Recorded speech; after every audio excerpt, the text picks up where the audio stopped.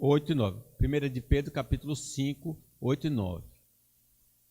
Vamos ler juntos. Sede sóbrios e vigilantes. O diabo, vosso adversário, anda em derredor, como leão que ruge, procurando alguém para devorar. Resisti-lhes firmes na fé, certos de que sofrimentos iguais aos vossos estão se cumprindo na vossa irmandade espalhada pelo mundo. Vamos meditar nessa passagem.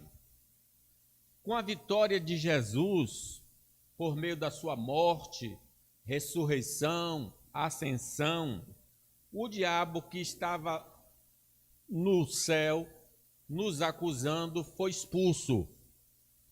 Ele estava lá até que Jesus realizou a obra redentora. E ao ter consumado a obra redentora, o diabo então foi expulso do céu, conforme Apocalipse 2, 12, 8. Diz assim: e foi expulso o grande dragão, a antiga serpente, que se chama Diabo e Satanás, o sedutor de todo mundo. Sim, foi atirado para a terra e com ele os seus anjos. Então vejam, ele agora não mais nos acusa perante o Pai, porque Jesus é o nosso sumo sacerdote, né? Glória a Deus por isso. Então ele está agora onde? O diabo e seus anjos? Aqui na terra. Mas não tem uma passagem do Apocalipse que diz que ele está preso por 1000 anos? Preso no sentido de que ele não pode impedir o avanço do Evangelho. O Evangelho chegará a todas as tribos, línguas, povos e nações, e Deus vai alcançar todos os seus escolhidos.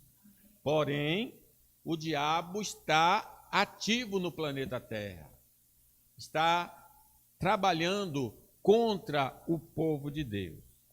Na terra, ele está furioso e fazendo ferrenha oposição contra os seguidores de Cristo Jesus, para ou nos tirar a fé ou nos tirar a vida, conforme Apocalipse, capítulo 12, versículo 17.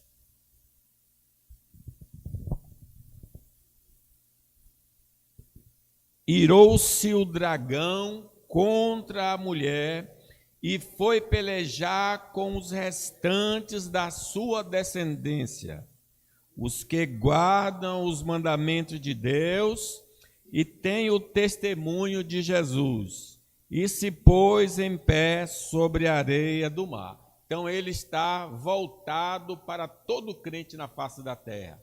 Ele está de olho nos crentes.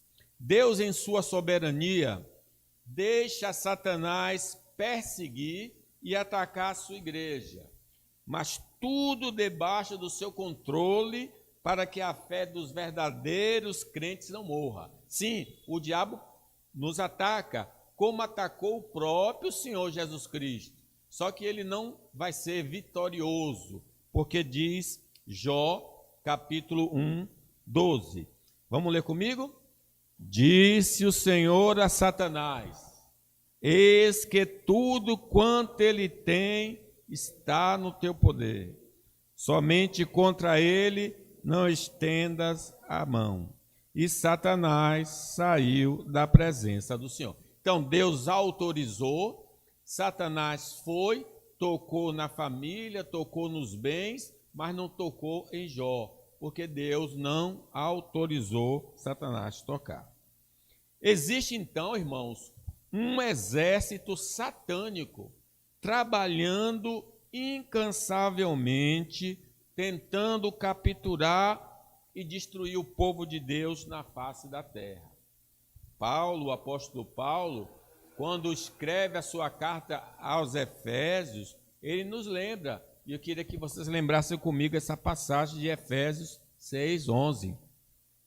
Revesti-vos de toda a armadura de Deus, para poderdes ficar firmes contra as ciladas do diabo, porque a nossa luta não é contra o sangue e a carne, e sim contra os principados e potestades, contra os dominadores deste mundo tenebroso, contra as forças espirituais do mal nas regiões celestes. Então, nós precisamos ficar atentos, que há uma luta espiritual travando-se conosco. Se não tomarmos os devidos cuidados, podemos ser feitos presas do diabo. Por isso, vamos meditar no seguinte tema: na mira do diabo. É o nosso tema desta noite. Nós estamos na mira do diabo. O diabo está de olho em nós. Em primeiro lugar, nós podemos afirmar: na mira do diabo estão os que vivem isolados do povo de Deus. Vamos ler os versículos? Sede sóbrios e vigilantes. O diabo, vosso adversário, anda em derredor como leão que ruge, procurando alguém para devorar. Resisti-lhes firmes na fé, certos de que sofrimentos iguais aos vossos estão se cumprindo na vossa irmandade espalhada pelo mundo. Ele está caçando, ele está atrás de nós. O diabo vem para matar, roubar e destruir. O Senhor Jesus usou elementos da natureza. Por exemplo, ele disse: sede prudentes como a serpente, manso como a pomba. Ele usa elementos da natureza para extrair uma lição espiritual. De algo conhecido por nós, nós percebemos a lição espiritual que ele quer nos ensinar. Assim, olhando o reino animal e as estratégias usadas pelos caçadores da selva, podemos perceber como o diabo tenta nos destruir. Aqui, ele é comparado a um leão que ruge. Então, quem já assistiu um pouco de programas sobre os animais, os leões, as leoas, como é que eles fazem para caçar, Deus está aqui mostrando que a gente observe esses animais e vamos perceber como é que o diabo está fazendo, né? Para nos grampear. Deus, irmãos, notou desde o início que não é bom o homem viver só. Foi lá no Gênesis, antes da queda. Nós somos seres sociáveis. Somente alguns poucos preferem o isolamento. Há homens e mulheres na face da terra que conseguem viver sozinhos, mas, no geral, os homens não. Conforme Gênesis 2:18. O que diz? Não é bom que o homem esteja só. Farei para ele uma ajudadora que lhe seja adequada. Essa declaração de Deus revela um princípio fundamental: a necessidade de companhia, apoio e relacionamento para o bem-estar humano. O homem precisa do outro. Embora o contexto imediato se refira ao casamento, o princípio se estende à necessidade de comunidade e de comunhão. Na vida cristã, a comunidade é essencial para o nosso crescimento em graça e apoio mútuo. Não é à toa que diz ali: é quão bom e quão maravilhoso é que os irmãos vivam em união, né? Se optarmos por viver distante da comunidade cristã, seremos presa fácil para o inimigo de nossa alma. Então, os leões, as leoas, quando estão atrás da presa, a primeira coisa que eles observam é qual é o animal que está fora do rebanho, que está afastado do rebanho. Ou então eles miram um determinado animal e faz com que o rebanho dispare. E eles procuram então isolar aquele animal para ser a presa deles. Hebreus nos adverte então, viver crente sozinho, longe da igreja, é um grande perigo para a fé desse crente. Fica mais fácil do diabo pegá-lo. Vamos ver o que diz Hebreus 10, 25? Não deixemos de congregar-nos, como é costume de alguns. Antes, façamos demonstrações, e tanto mais quando vede que o dia se aproxima. Então, esse afastamento da igreja faz com que a pessoa fique vulnerável a esse ataque do diabo. A Bíblia descreve a igreja como o corpo de Cristo, composto por muitos membros que são interdependentes. Cada crente tem um papel a desempenhar e precisa dos outros para o pleno funcionamento do corpo. Eu não tenho o dom para me edificar, apesar de ser do ensino, porque eu preciso de outros dons para a minha edificação. Então, por isso que o Senhor repartiu os dons espirituais a cada membro da igreja, para que através do seu dom, do meu dom, unidos, possamos crescer na graça e no conhecimento do Senhor Jesus. Viver, então, isolado é como um membro separado do corpo, já é uma figura absurda, a mão longe do corpo, que não pode receber o sustento e a proteção necessários. Quando abandonamos o arraial dos santos, deixamos de ser alvo das orações e das preocupações de nossos irmãos em Cristo. Um crente que não participa da congregação não é alvo das orações, porque a gente, até certo momento, lembra dele, mas na medida que ele desaparece, a gente também se esquece e deixa de orar. Então, quando se está na igreja, a gente sempre está lembrando de orar e interceder pelo irmão, né? A pessoa assim fica fraca, o inimigo vai poder devorá-lo. Somos chamados e encorajados a edificar uns aos outros na fé. A comunhão com outros crentes nos oferece apoio, exortação, consolo e a oportunidade de compartilhar os dons e experiências, fortalecendo a nossa caminhada cristã.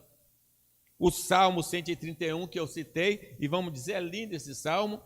Oh, como é bom e agradável viverem unidos os irmãos.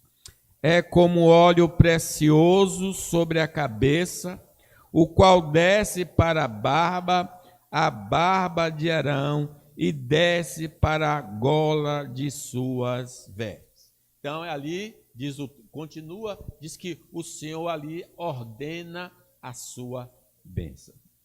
Porém, o isolamento nos torna vulneráveis às investidas do diabo. Satanás é o inimigo astuto que busca isolar os crentes para enfraquecê-los e desviá-los da fé. Uma pessoa isolada tem menos apoio para resistir às tentações, menos encorajamento para perseverar nas dificuldades e menos discernimento para identificar os enganos do inimigo, como foi o caso da nossa mãe Eva. Ora, no jardim haviam duas pessoas. No dia em que Eva se distanciou de Adão, ela se tornou vulnerável, porque aí o diabo se aproximou dela e diz Gênesis 3:13. Disse o Senhor Deus à mulher: que é isso que fizestes? Respondeu a mulher: a serpente me enganou e eu comi. Mas por que enganou? Porque ela estava sozinha. Ela estava sozinha.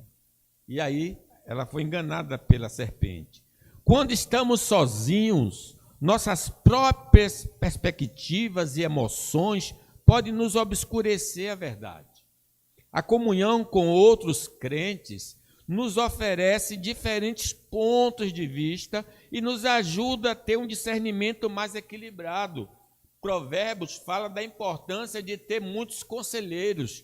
Provérbios 11, 14. Vamos ler comigo? Não havendo sábia direção, cai o povo, mas na multidão de conselheiros há segurança. Então você toma orientação de um, de outro na igreja, isso vale dar mais esclarecimento, né? As lutas da vida podem ser mais pesadas quando enfrentadas sozinhos. A falta de apoio e encorajamento pode levar ao desânimo, ao isolamento ainda maior e até mesmo ao desespero. Por isso, Eclesiastes 4, a partir do 9, nos diz a importância de estar com outra pessoa. Vamos ler? Melhor é serem dois do que um, porque tem melhor paga do seu trabalho. Porque se um cair, o outro levanta, e o seu companheiro. Mas ai do que estiver só, pois caindo não haverá outro que o levante. Também se dois dormirem juntos, eles se aquietarão. Mas um só, como se aquietará? E se alguém quiser prevalecer contra um, os dois lhe resistirão. E o cordão de 3 dobras não se quebra tão depressa. Vale lembrar que a nossa irmã Cecília, ela teve uma crise na noite. Ela teve o derrame na noite. Ela mora sozinha. Morava, né? Sozinha. Mora no sentido que ela está viva ainda. Ela partiu para outro mundo. E as vizinhas perceberam de manhã, porque tem um vão que dá para observar, foi pelo vão que percebeu que ela estava caída.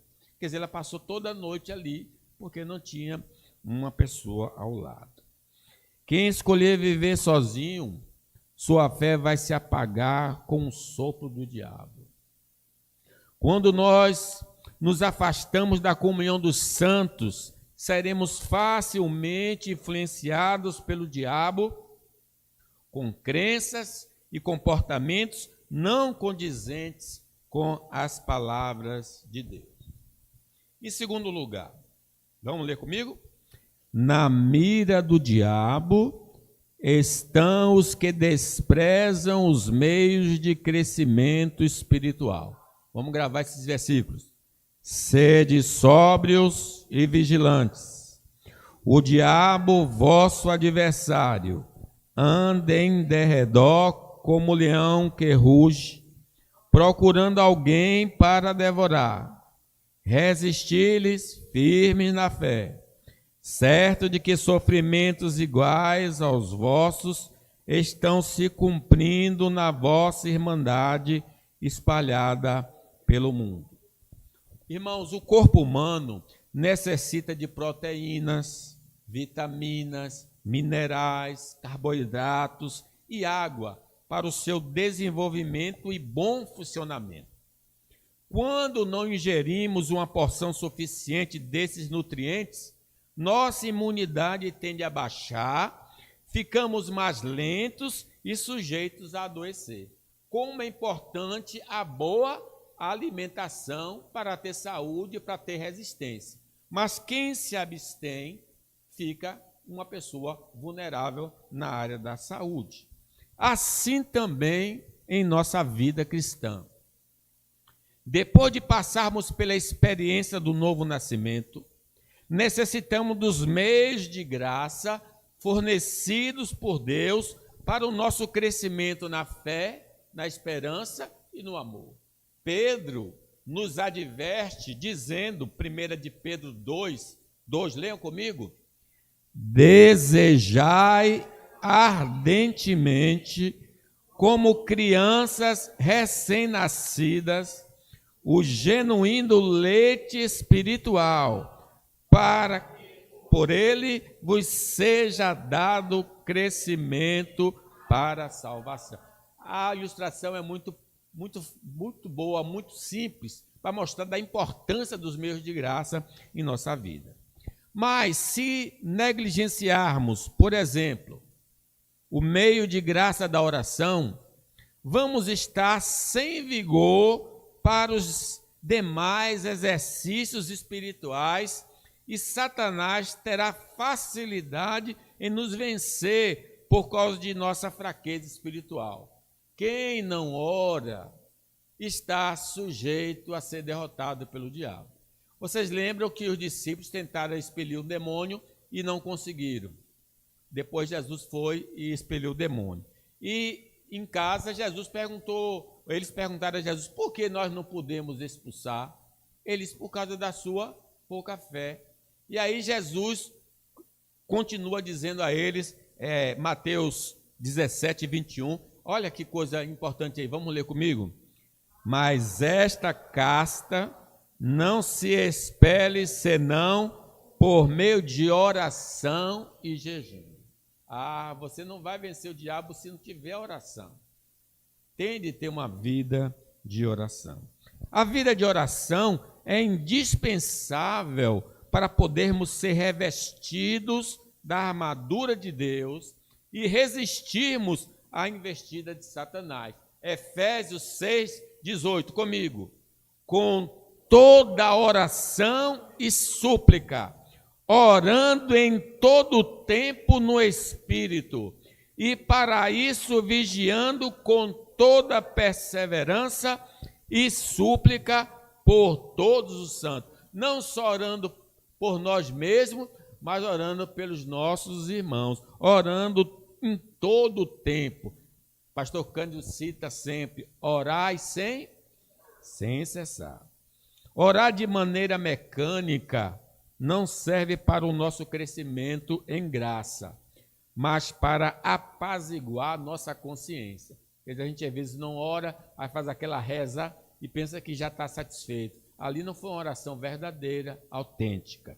Esse tipo de oração não chega ao trono de Deus.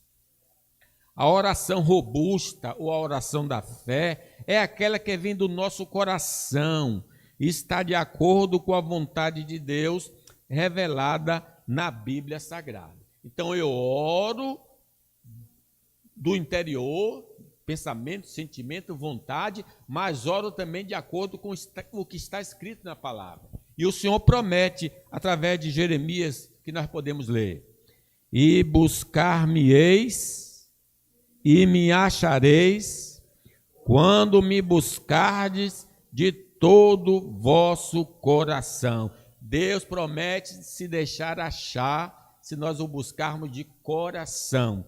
E 1 de João 5,14, que está aí, e esta é a confiança que temos nele, que se pedirmos alguma coisa, segundo a sua vontade, ele nos ouve. Que coisa gloriosa. Ora de acordo com a vontade de Deus de todo o coração.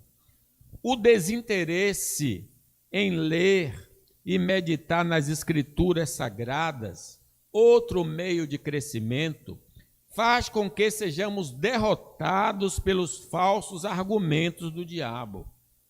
Mas o Senhor Jesus nos deixou o exemplo de como podemos resistir às mentiras de Satanás usando sempre a palavra do Senhor.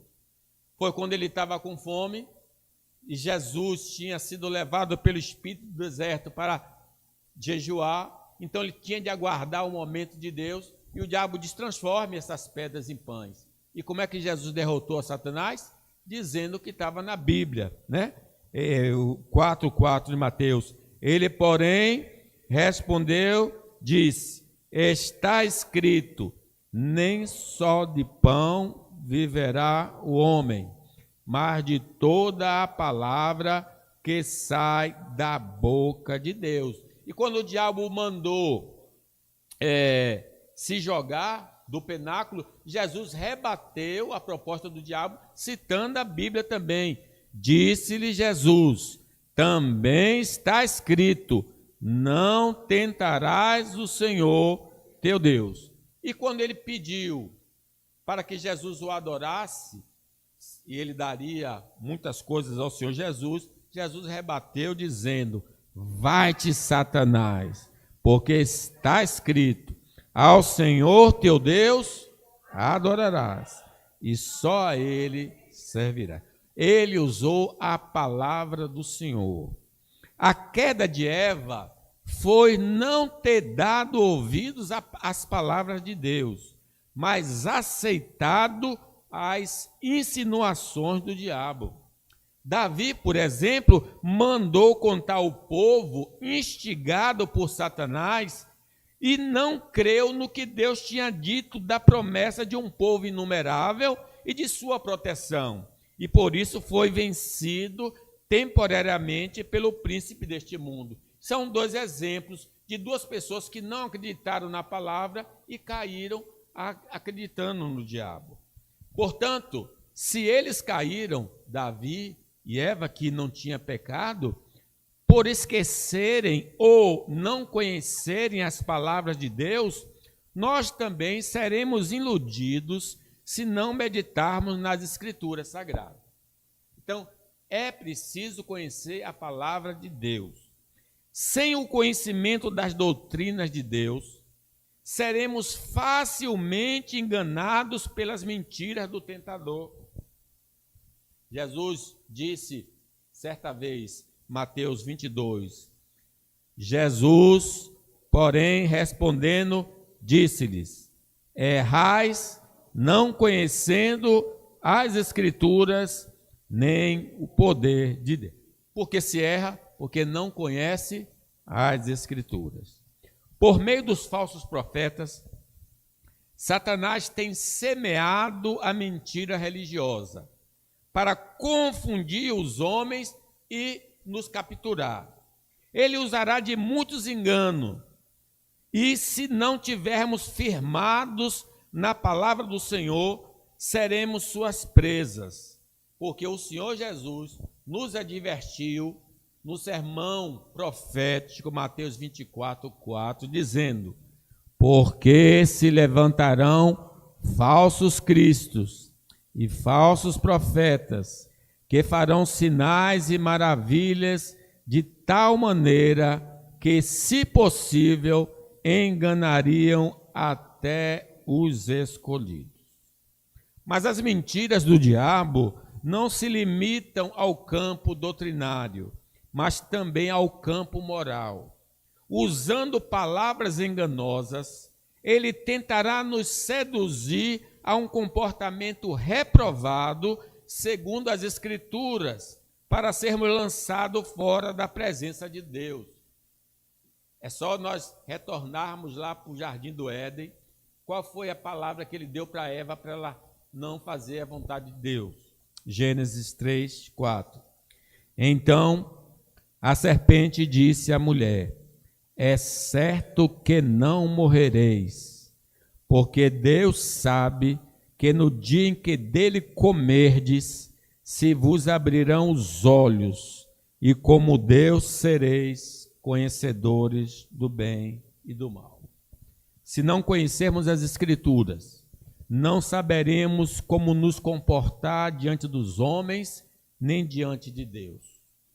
O desconhecimento da Bíblia tem nos privado de saber como lidar com os dramas do dia a dia e acabamos acatando conselhos vindo do príncipe das trevas por meio dos seus agentes. As pessoas não seguem mais a palavra, seguem qualquer tipo de outro conselho. Mas quando conhecemos as palavras de vida, vamos facilmente discernir de onde vêm as sugestões. Você lembra aquele episódio que Jesus falou que ele tinha de morrer? E Pedro, chamando Jesus à parte, olha o que diz aí. E Pedro, chamando-o à parte, começou a reprová-lo, dizendo: tem compaixão de ti, Senhor. Isso de modo algum isso acontecerá. Mas Jesus, voltando-se, disse a Pedro: arreda-te, Satanás. Tu és para mim pedra de tropeço, porque não cogitas das coisas de Deus, e sim dos homens. Naquele momento, o diabo usou Pedro para induzir Jesus a não ir para a cruz. E Jesus teve o discernimento espiritual. A negligência da comunhão dos santos e a adoração comunitária nos tem privado de dar e receber edificação, tornando o trabalho fácil para o diabo nos enredar com suas artimanhas e nos influenciar a sermos mundanos no modo de pensar e agir, e nos fazendo sentir ansiosos e deprimidos. Todo crente que abandona a igreja, que despreza a igreja, é um crente fraco, é um crente sem graça, sem ânimo. Hebreus 10, 25. Vamos lá. Não deixemos de congregar-nos, como é costume de alguns. Antes façamos admoestações, e tanto mais quanto vedes que o dia se aproxima. Falta de interesse pelos meios de crescimento espiritual nos torna vulneráveis às investidas de Satanás.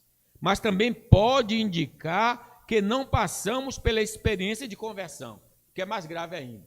O crente que se afasta dos meios de graça se torna vulnerável. Mas quem não usa esses meios sempre, nem nasceu de novo ainda. Não deseja ainda o genuíno leite espiritual, né? Para crescer. Os meios de graça são as ferramentas e práticas que Deus estabeleceu para nos conceder sua graça, nos edificar espiritualmente e nos aproximar dele. Tradicionalmente inclui, como falamos, a palavra de Deus, a Bíblia toda, leitura, estudo, meditação e pregação da Escritura, a oração, comunicação pessoal com Deus em súplica, louvor, ação de graças e confissão, os sacramentos, o batismo e a ceia. Quantos crentes relaxados não participam da ceia? A comunhão dos santos, envolvimento na vida da comunidade cristã, adoração coletiva, serviço mútuo e discipulado. Se Deus está revelando, porque temos sido derrotados pelas forças do mal, precisamos confessar e pedir ao Senhor despertamento para o uso diligente dos meios de graça. Vamos mais uma afirmativa? Leiam aí. Na mira do diabo estão os que vivem no pecado. Leamos. Sede. Vosso adversário anda em derredor, como leão que ruge, procurando alguém para devorar. Resisti-lhes firmes na fé, certo de que sofrimentos iguais aos vossos estão se cumprindo na vossa irmandade espalhada pelo mundo. Quando cedemos aos desejos da velha natureza e andamos como o mundo deseja, entristecemos e apagamos o Espírito Santo, e o diabo encontra uma brecha para agir contra nós, porque ele gosta de pessoas sujas pelo pecado. Ele gosta desse perfume do pecado. Efésios 4, 26. Irai-vos e não pequeis, não se ponha o sol sobre a vossa ira, nem deis lugar ao diabo. Então, ódio aí no coração, mágoa, isso faz com que esse cheiro do pecado faz com que ele se aproxime de nós. Se acolhermos qualquer ensino contrário às verdades divinas, Satanás vai procurar encher nossa mente com outras doutrinas falsas para destruir nossa fé no verdadeiro evangelho. Isto aconteceu à igreja da Galácia. Chegou lá uns falsos mestres e induziram nossos irmãos a se afastarem do evangelho. Paulo diz assim, Gálatas 1:6, admira-me que estejais passando tão depressa daquele que vos chamou na graça de Cristo para outro evangelho, o qual não é outro, senão que há alguns que vos perturbam e querem perverter o evangelho de Cristo.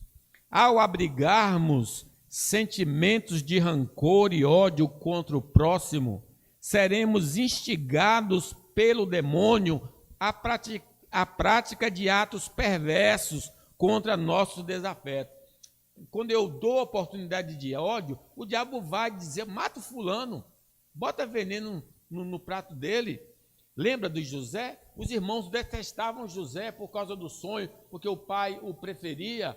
E diz Gênesis 37, 19, os irmãos, quando ouviram José, eles disseram, lá vem o sonhador, venham, vamos matá-lo agora, depois jogaremos o corpo no poço seco e diremos que um animal selvagem o devorou, assim veremos no que vão dar os sonhos dele. Os irmãos de sangue elaboraram matar o outro. Veja o que o ódio pode fazer. Certamente Satanás estava, mata mesmo, mata.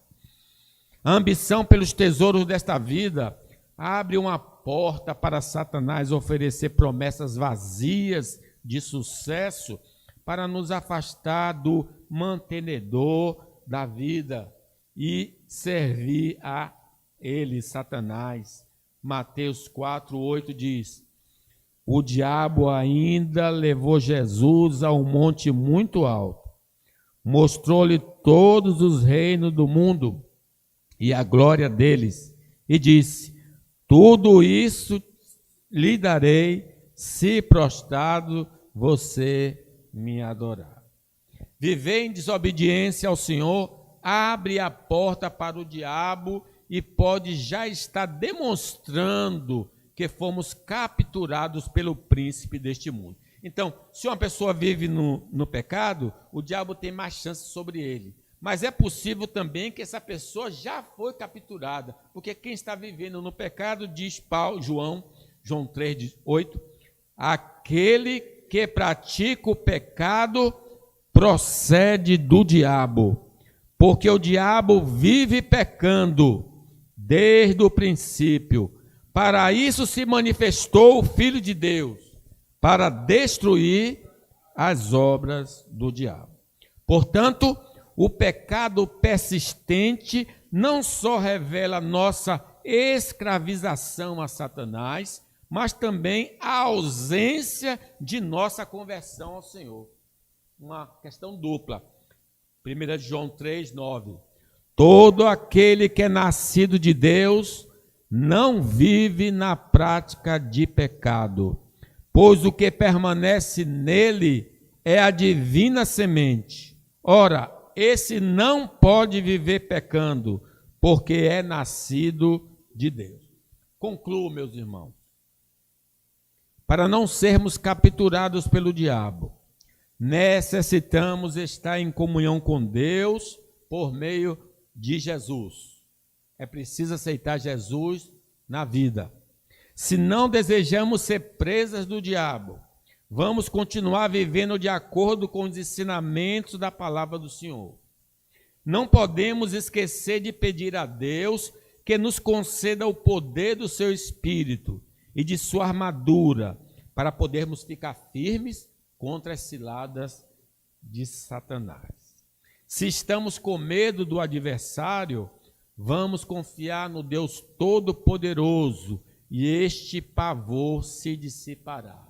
Entregue teu caminho ao Senhor, confie nele, no mais ele fará.